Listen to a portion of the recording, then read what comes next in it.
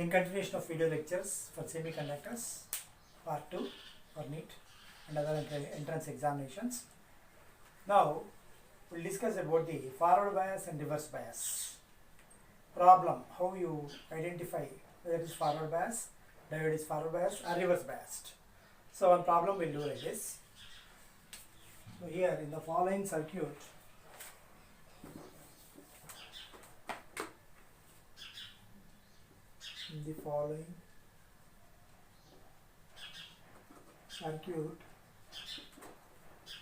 identify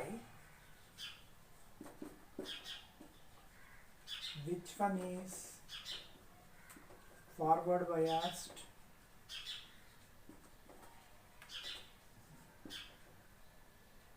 or reverse biased.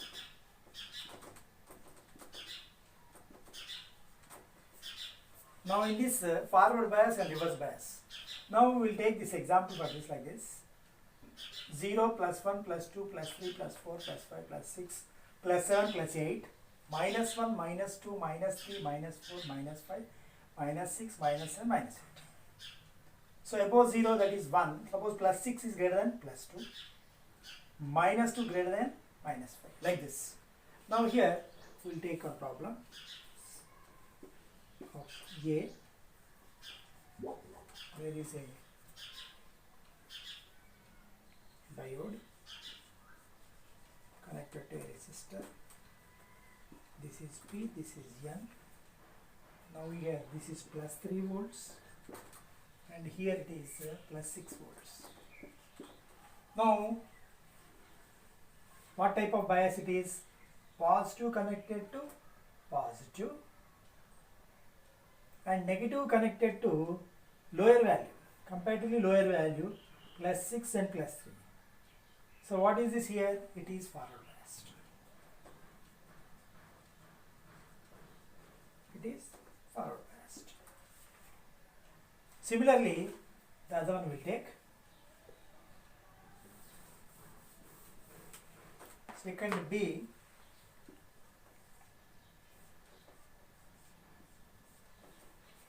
in this there is a resistor and Pn, here it is grounded. Grounded means 0, this is plus 3 volts, here it is 0, here it is 0. So what type of? Negative connected to positive and this is still lower value only. So here negative to connected to positive is here reverse biased. Here reverse biased. Must identify like this. This technique you have to apply. The third one, C. In this grounded, here P, here N, and here applied voltage is minus 8 volts. Minus 8, and here negative connected to negative.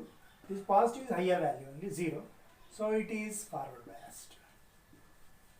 This is forward biased. Like this model problems you need to practice.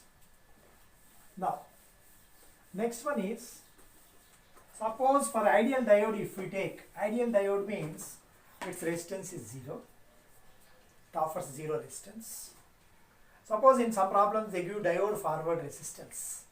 Diode forward resistance means you have to include that value in the circuit. Now in this following circuit, you need to find the current passing through the circuit. So you have to find current.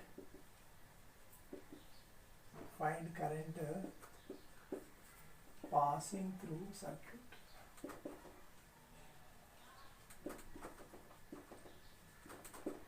Now here, this is a circuit here like this. Here plus minus, and then there is a diode, and then here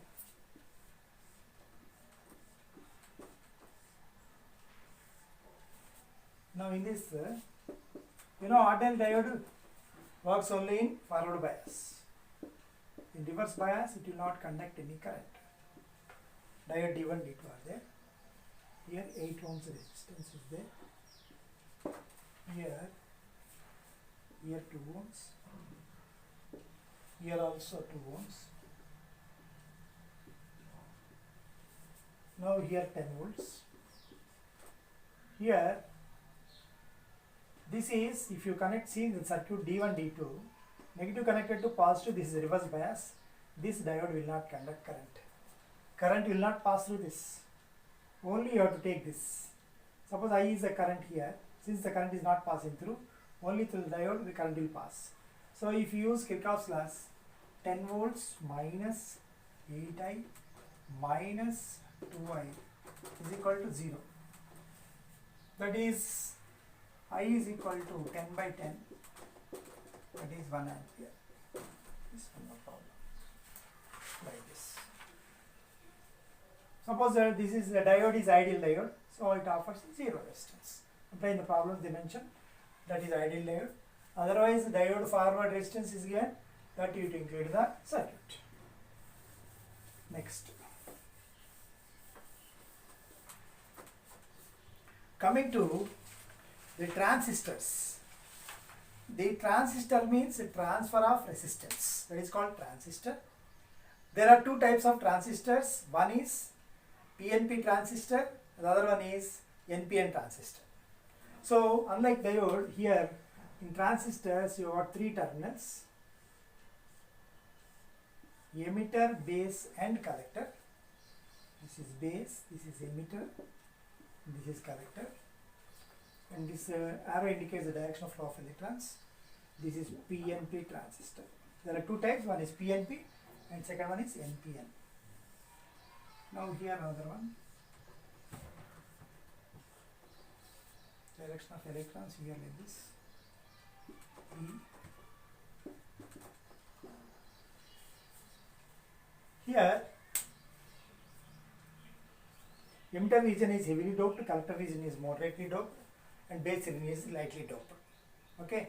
Now here in this transistor used in the circuits, they are current controlling devices. Now in this 3 modes of configurations are there. One is common emitter configuration, common base configuration, and common collector configuration. Common collector configuration will not be there. Only common emitter and common base we will be using mostly, and having service also. Now here, why out of these 3 configurations, common emitter configuration is preferred. Why common emitter configuration preferred means, it is because the output is maximum. Output is maximum. So the transistor acts as amplifier. It is used to amplify the signals like voltage, current, like that. So to small signal, input signal is given, you want to get maximum amplitude, then we can use the transistor as amplifier. So here in this there is one formula here. IE is equal to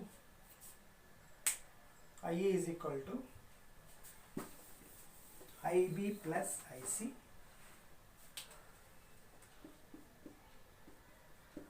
emitter current to base current plus collector current. Okay, and you have current gain beta for the common emitter configuration and alpha for common base configuration. Common base configuration current gain is given by alpha, and for this common emitter configuration current gain is given by beta. Now how do you represent means, suppose common emitter configuration means, C configuration means, suppose for example we are taking for PNP transistor. For PNP transistor you are taking current gain. For common emitter configuration, no? Common emitter configuration you are taking for PNP transistor. So here like this, here emitter,